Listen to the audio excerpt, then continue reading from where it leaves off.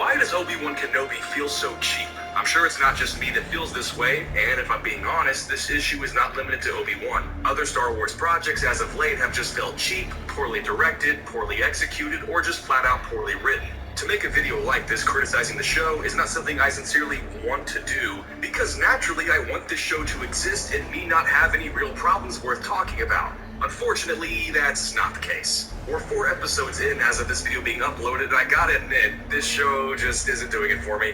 Yes, there are things in here that I have enjoyed watching, but there are a lot more things that I don't find myself enjoying. A lot of things happen in this show that are just laughable. Sometimes it's the directing, sometimes it's the dialogue, sometimes it's the editing, and sometimes it's just the writing in general. Part of me wants to say this doesn't feel like a Disney production because Disney has so much money and talent at their disposal, but the irony is that at the same time, this totally feels like a Disney production. Let's start with the action. Whether it's shootouts with blasters or duels with lightsabers, nothing this show has offered in these departments has really done it for me. This show starts with Order 66 and got a content warning because America, and while I do like seeing Order 66, I'll admit that for whatever reason, the directing in this scene is lackluster. I think the female Jedi we follow has decent choreography, and I like the long take, but for whatever reason, it just feels cheap. I'm amazed that we're finally seeing live-action clones that aren't CGI, but at the same time, they still look cheap, and I don't understand why. I can't nitpick the shootouts in this series too much because Star Wars often has situations where main characters are trapped in narrow spaces or simply standing without cover, and the enemies just don't aim properly or don't even pull the trigger at all.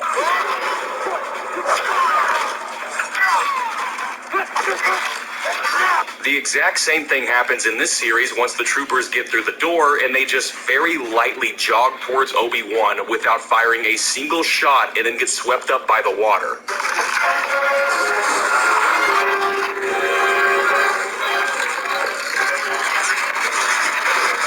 And would it be Star Wars without main characters running straight ahead with enemies around them armed with guns as our heroes shoot every single one of them while they can't even raise their guns to shoot back? There's one scene in this episode that made me laugh hysterically, and it's not for a good reason.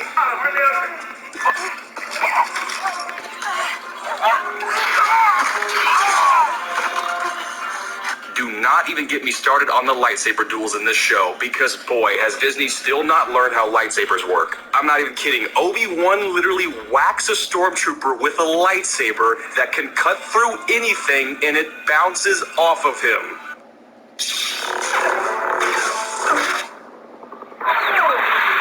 I alluded to it in my last video, but yeah, I felt that Vader and Obi-Wan's first fight was pretty underwhelming. I really think it took watching this sequence for me to start realizing that the issue really was that this just all felt cheap. I brushed off some of the stuff that looked goofy in the first 2 episodes, but I can't ignore it anymore. I swear, I don't know how or why they did it this way, but it just doesn't feel right. You're wasting your time, you know that, right?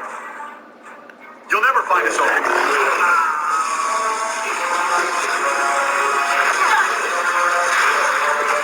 But back to what I was saying, their first fight feels cheap. How the did the Scene 38 fan edit make Vader a more compelling duelist than an actual Lucasfilm production? Here, judge for yourself.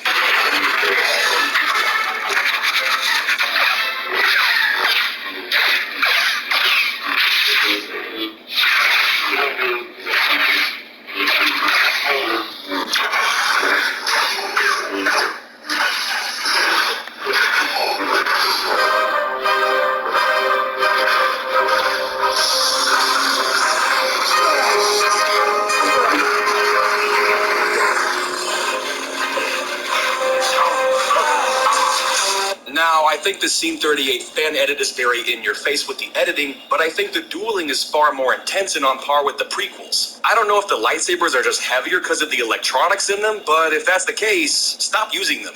Really, just don't use them. I know it's good for natural lighting reference, but they didn't use it in Rogue One, so Vader's fighting is way more fluid here, and the lighting still looks good even after it's added in post, so just do that. I know the Vader suit is heavy and it's certainly hard to move in it, but again, this is a Disney production.